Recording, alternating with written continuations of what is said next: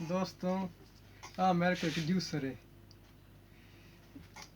चलाइए, जल्दी नहीं, इसमें कोई प्रॉब्लम हो गया।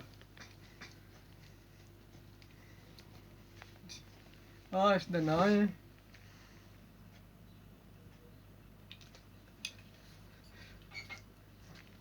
इसका मार्का है।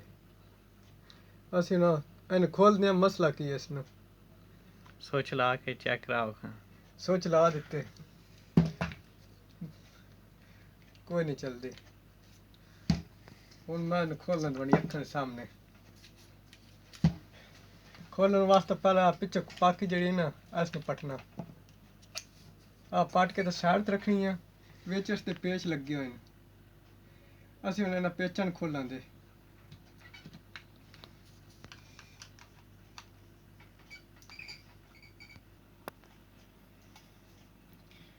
पेज जी हम खोल गए साढ़े